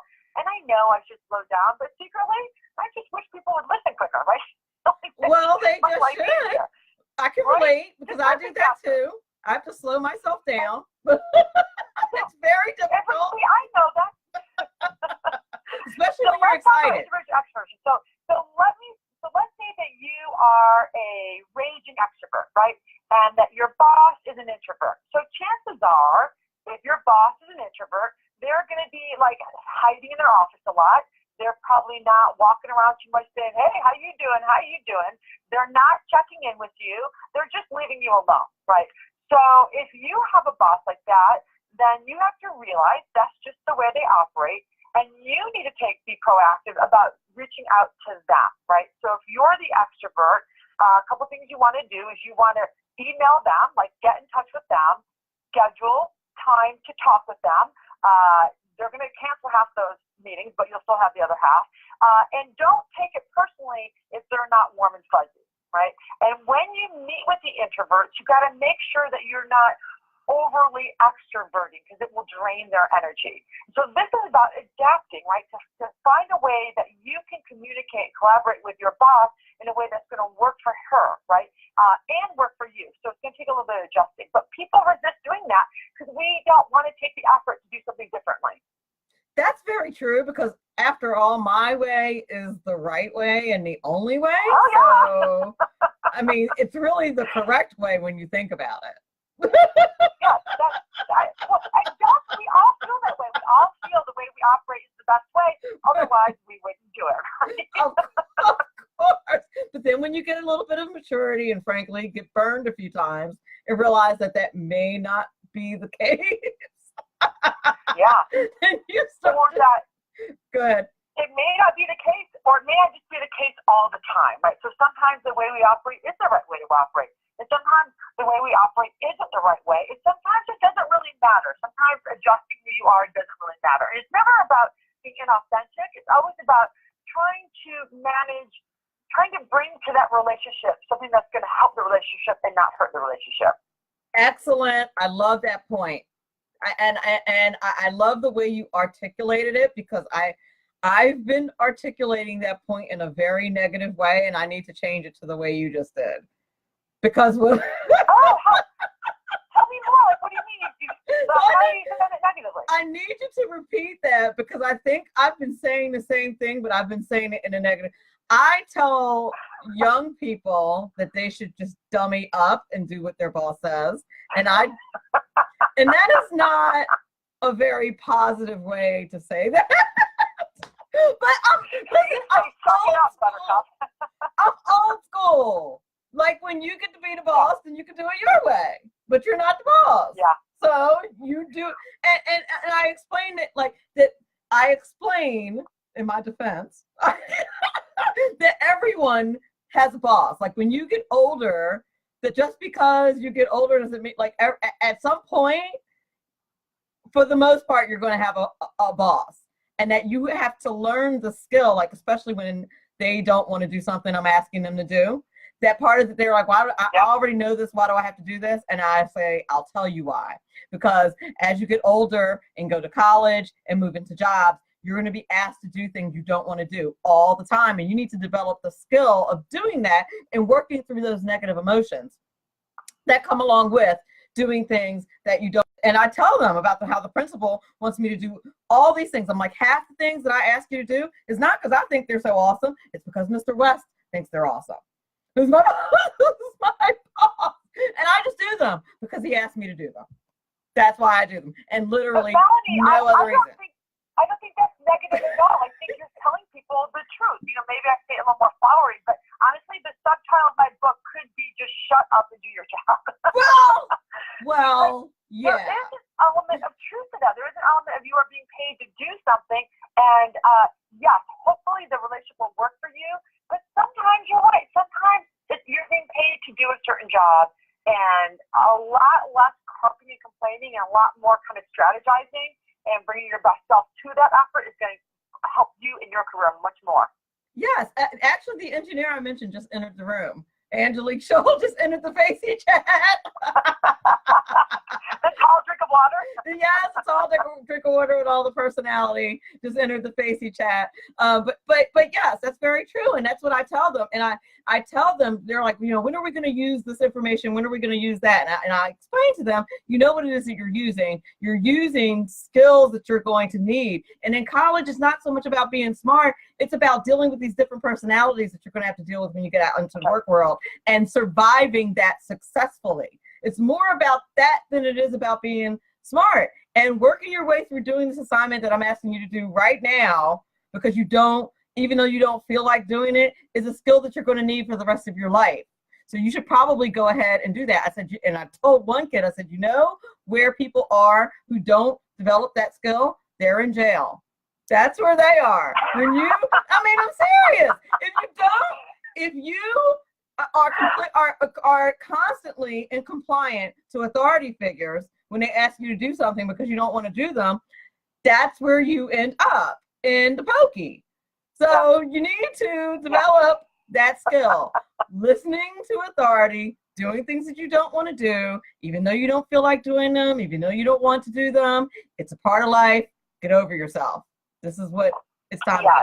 And I love, and that's actually, people need to be told the truth sometimes, and that is really the truth. And what you're helping people develop with that message is you're helping them reframe their attitude, right? If you go into the workplace with a me-only attitude, only thinking from your perspective, getting grumpy when you have to do things you don't want to do, that's not attitude for success. Like there's no career that you are going to be successful unless you're going to be like, all right, let me try that. I'll learn from that. I don't want to do that, but you know what? I don't want to make those copies, but I'm going to make the best copies I can. Because you only grow when you do new things. And sometimes those things you don't like to do, as you say, are really important and you're going to learn. And if you ever do want to be the leader of something, you need to know how to do all those things, right? Because if you're going to manage other people, then you have to manage the whole process. And the other thing about what you said is everybody has a boss. Steve Jobs had a boss. Like the chairman of the board, the boards are their boss. They fired him. I own my own business. Right, I've been in my own business for 25 years. My bosses are now all of my clients. So I have tons of bosses now. And so I think being able to understand how to work those relationships is really important. That is an excellent point. And that's what, kids don't seem to get and young people don't seem to get. Like they seem to think that at some point there's going to be this time where they don't have to listen to somebody, where they don't have to do things that they don't want to do. And I'm like, oh, sugar face, this is called life. It's not good. It doesn't get better. It doesn't go up from here. Like this is what it is. The other thing that cracks me up about some young people is a lot of them want to be entrepreneurs, which is great. Like I've been entrepreneurs now for 26 years. And a lot of them think that they can get a successful business by working just a little bit, right? Oh, well, I'm going to work from home. I'm going to work right. So I don't think people who haven't owned their own business, I don't think they understand. Like I hear so many people say, oh, well, I would love the flexibility of having my own business. I'm like, oh, yeah. every Saturday instead of 4 hours every Saturday. The Like, flexibility. I don't think people realize you'll never work as hard as when you have your own business or frequently as many hours. So that's, so that's why you should work hard now when you're young at work, because if you ever want to have your own business, you got to prepare to have that work ethic. Exactly. One of my students told me she wants to be a business lady when she grows up. I'm going to be a business lady. And I'm like, okay, well, you better find something that you're super excited about, because you're going to be doing it a lot, like often, all day, every day, and putting your heart and soul into it. So you better find something that you super duper enjoy. And she's like, I don't have anything like that. And I said, you do, you just haven't found it yet. I said, so this is what I want you to do for the next few days. The next time you find yourself super duper stoked and excited about something, that's your business. That's what it is. So she's been working on it. Melanie, that is really great advice, and I think about when I work with young people, I think we do them a disservice sometimes, or I think the baby boomers have done them a little bit of a disservice, where they're they say the 15-year-olds, follow your passion. Well, a lot of 15-year-olds don't have passion yet. And I think what we need to tell them is what you tell them. Be on the lookout for it. You may not have it yet, but it will come. But it may not come when you're 15, 16, 17, 18, But you want to keep trying things, like you said, and take notice of the things that you try that really make you feel good, because that is going to lead you on the road to finding it. But it doesn't always happen automatically for everybody when you're 18. Exactly. And they think that working from home means, I sincerely believe that they think that working from home means that they're not working hard. And that is just, simply not true. And I explained to her about this business and the other business that I have, and a friend of mine who's quite the self-made woman and her projects, and talk to her about her and all the work, how hard she's worked to get to where she is. And she's like, yeah, I want to do that. I'm like, well, let me tell you a little bit about how she got there. And, so, and I showed her her Facebook page and how she travels all the time. But I'm like, that didn't happen overnight. When she was your age, she was working 50 hours a week, 60 hours a week, making it happen. Now that she's done that for 25 years, now she can travel and do philanthropic things and, go on fabulous vacations. But didn't happen overnight. No, it didn't. No, it doesn't. And, I also always tell the young people, who want to get promoted, if you want to get promoted, that's great. Here's what you got to do. First of all, you've got to bring your A game to work every single day, right? You've got to get big results. Two, you've got to have that can-do attitude. Like, I can do that. 3, you got to take the jobs that no one else wants to do and do them really well. And 4, and most importantly, you have to work harder than the person sitting next to you. Like, I get so frustrated when I have people who are like, they're the 9-to-5ers, and they get in their mind at 9:15, they leave by 5, and then they complain they don't get a promotion when the person sitting next to them is staying at 7 o'clock every night. Like, that's who gets noticed in the business world. Is it fair? Maybe, maybe not. Is it right? Maybe, maybe not. But it's a simple formula. You want to get promoted, then you got to show your boss that you are putting the extra effort in over the other people next to you. I love this issue of fairness, as if that's relevant to like anything. Oh, my goodness. It's just like, oh, I'm 5'2". I'm 5'2", and my friend Angelique is like, I don't know, 5'11", something like that. If life were fair, this would not be the case. Okay? So there's no such animal as that. Like, just get rid of that. It's irrelevant to whether or not it's fair. What are you talking about? I know, and that people get so caught up in that, and that's when I talk about managing up to people, and we talk about the different kinds of bosses. I hear so many times from people, well, that's not fair. Well, that's not right. Well, my boss should do this. My boss needs to do that. It's my boss's job to do this. That's not fair. That's not right. And I say, you know what?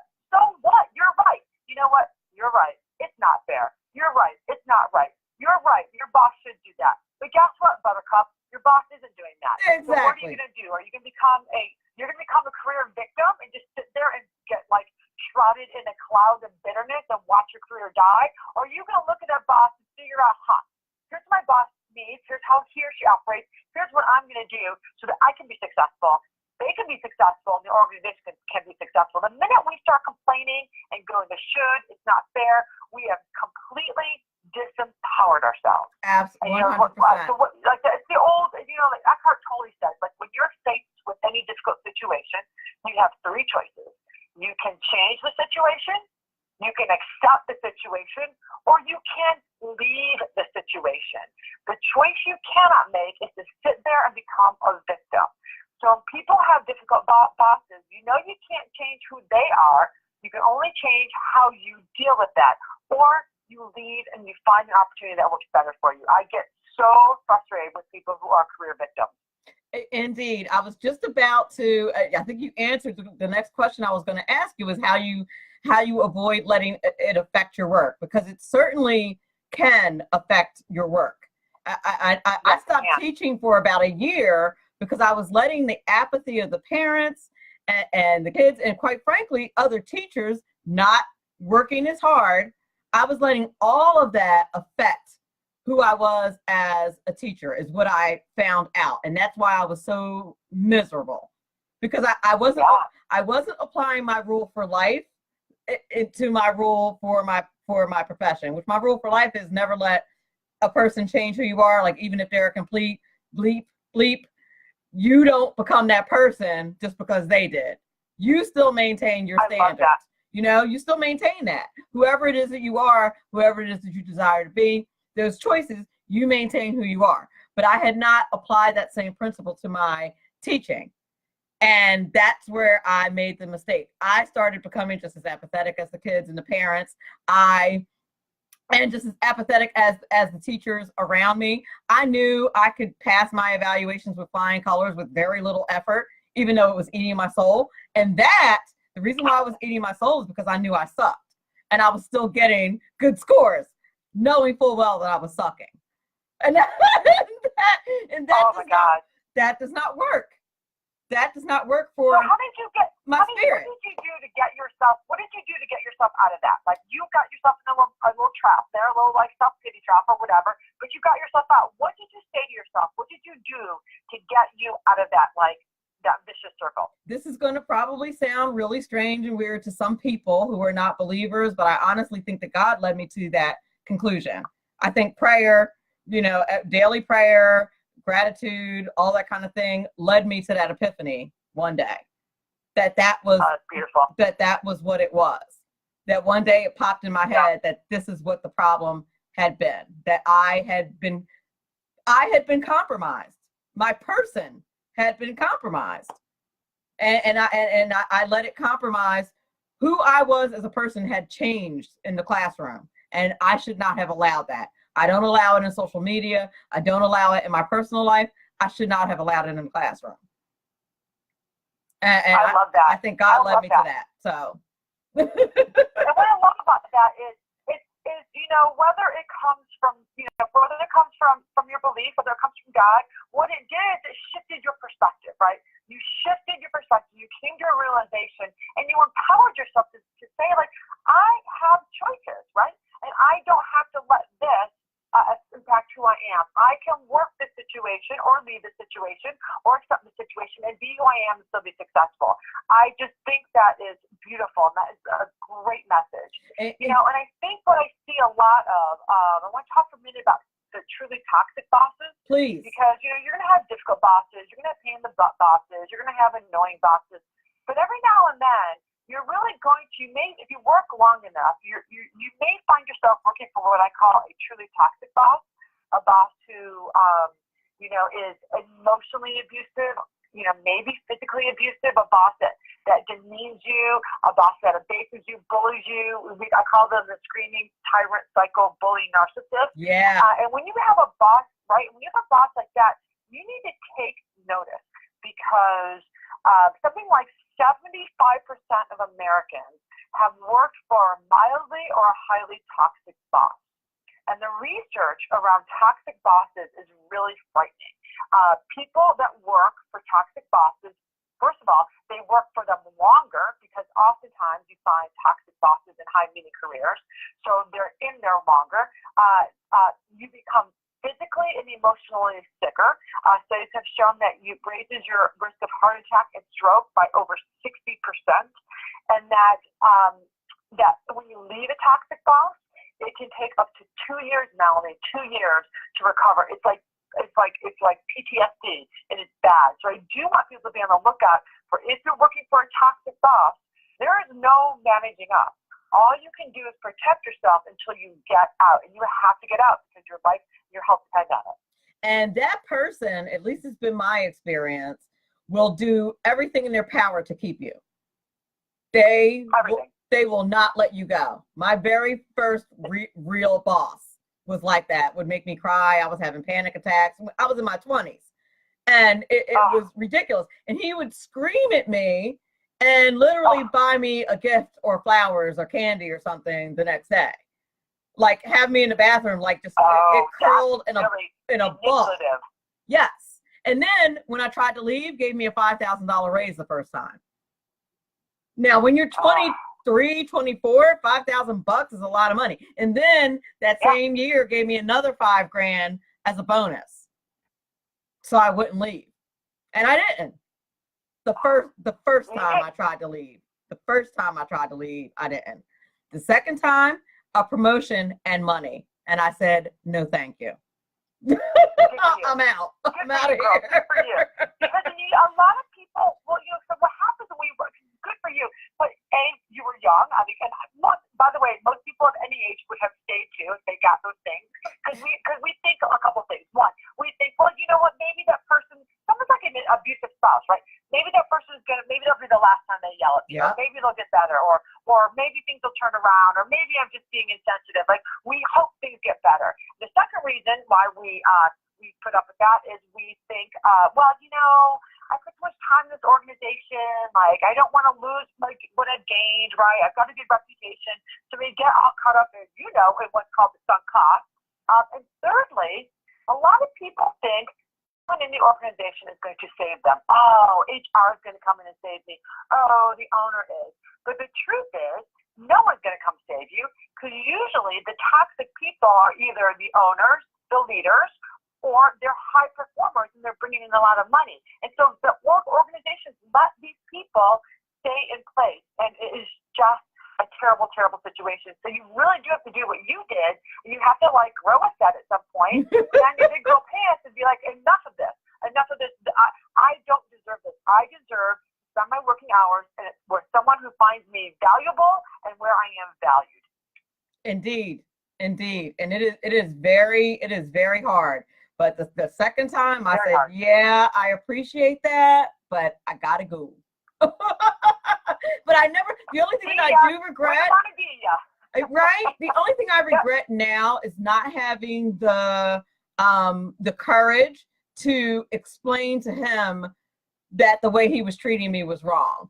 Like if I had that whole situation to do over again before I left, when I did the exit interview, if I were the person that I am now, I would have explained to him that my treatment, that the way he treated me was wrong.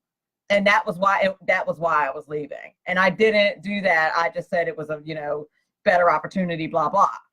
But, well, the truth is, if you had told him that, he would not have believed it anyway. Like he may not have cared. I actually did that once, Melanie. The last real official boss I had was a horrible screaming jerk. He was an elected official in Washington, D.C., and was just awful, just screamed and was awful.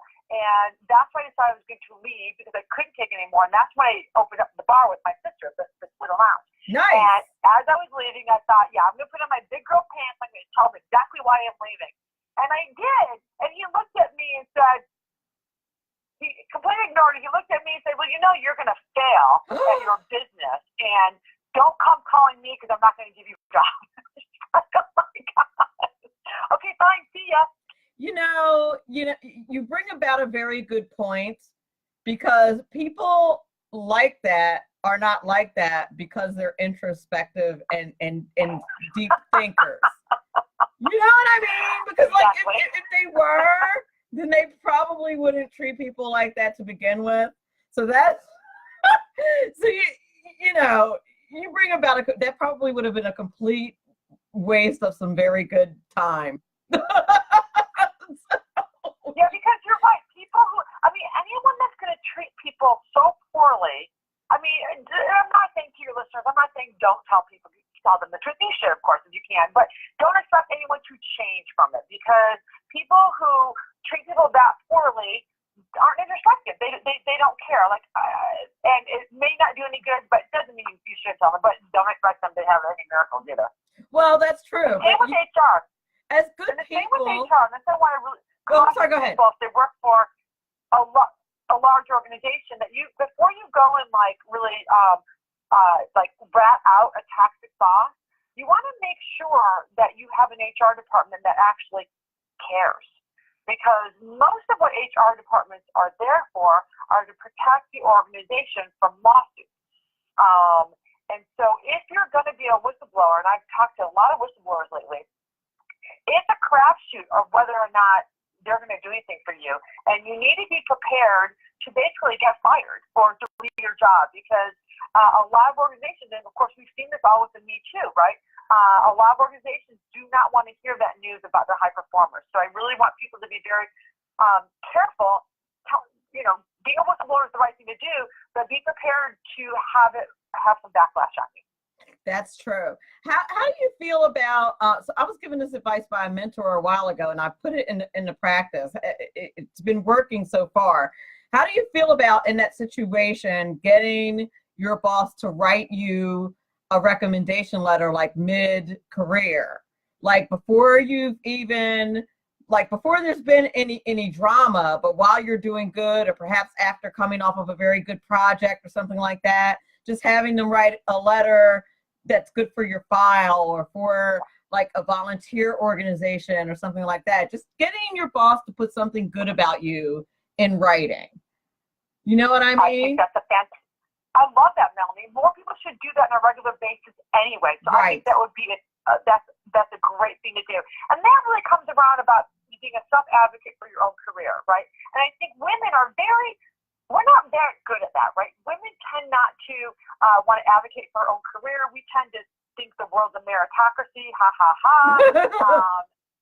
Right? If we do something really good at our job, someone's going to notice, right? And that's not true. So I really, really like that. Whether or not your boss is a great boss or a crappy boss, that's a great strategy that everybody should be thinking about all the time. Like getting those recommendation letters, really getting people to recognize what you're good at when you do a good job.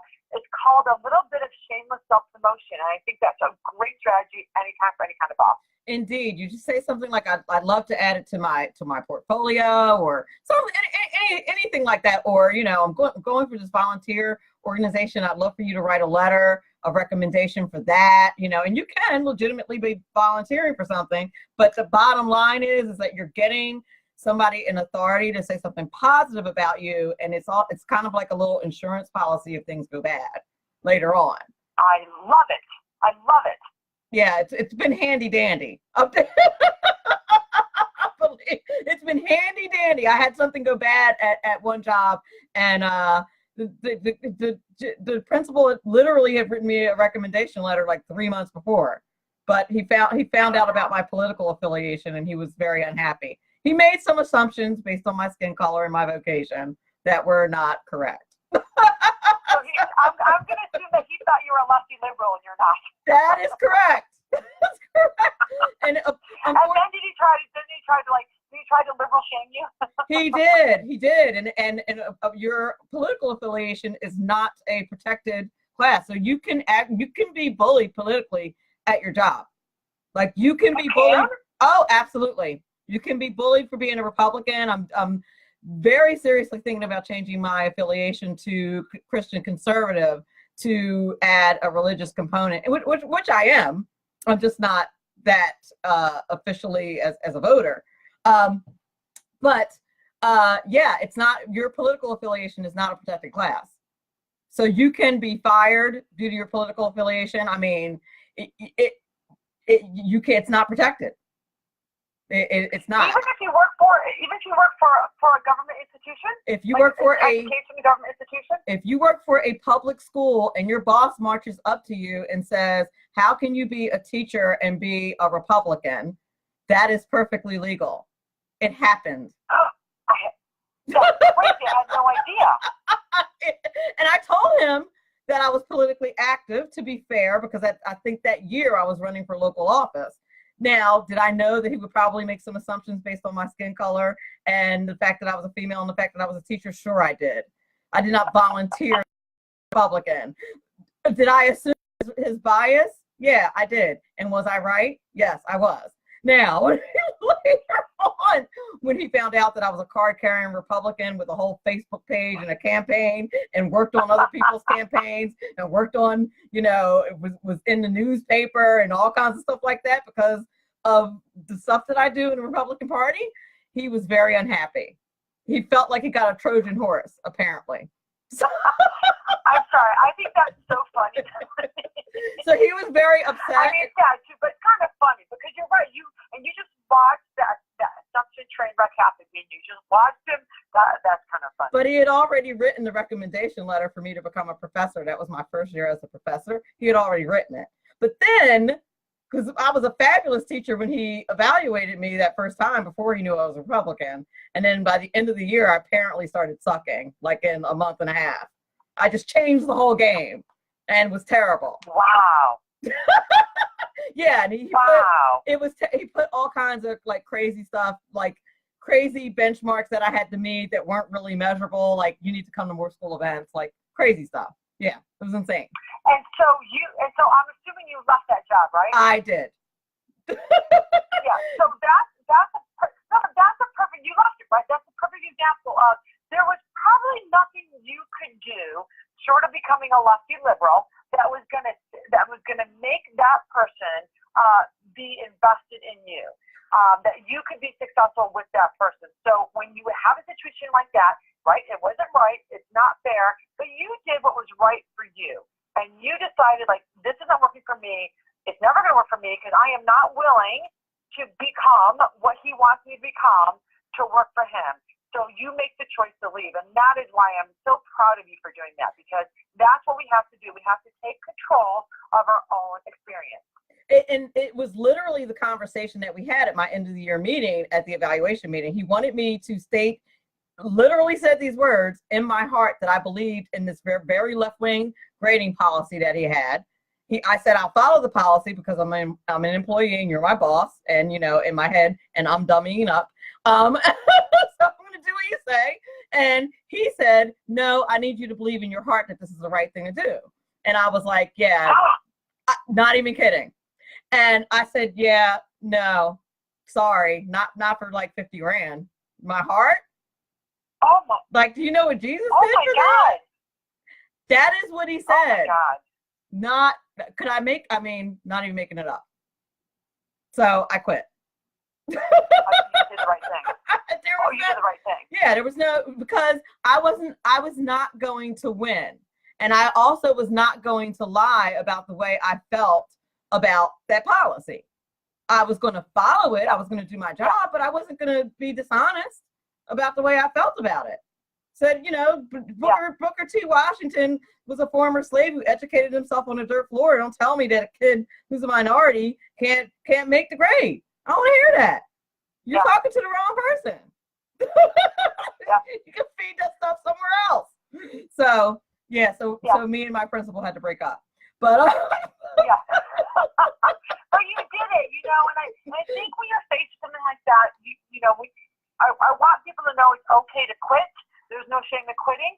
You just have to decide whether, some of us, whatever your situation is, whether you need to find another job before you quit, whether you're willing to quit and then find another job. But I hate it when I hear people say, well, I can't quit, there's no other opportunity. Well, I don't know if that's true or not, right? So you have to really check that out. But you're never, like your soul would have been crushed. You would have been unhappy if you had stayed there, and it would not have worked, and you did the right thing. And look at what that brought you. Like when you put yourself to the best use of yourself, that's when you're going to be more successful. So good for you. And I am so sorry that you had to have a boss like that. That's terrible. That's a terrible boss. Where can people reach out to you and avail themselves of your services? And please tell the audience, because I have a lot of friends in DC, where your nightclub is. Well, I don't have it anymore. Oh, okay. Oh my God, it was in Adams Morgan, and neither of the places exist anymore. Okay. In the 90s and 2000s. Little Lounge and Crush, but it was really a fun time. Anyway, people can find me. You can follow me on Twitter at Mary Abbajay. You can find me on LinkedIn at Mary Abbajay. You can find me at Instagram, if you can see the theme here, at Mary Abbajay.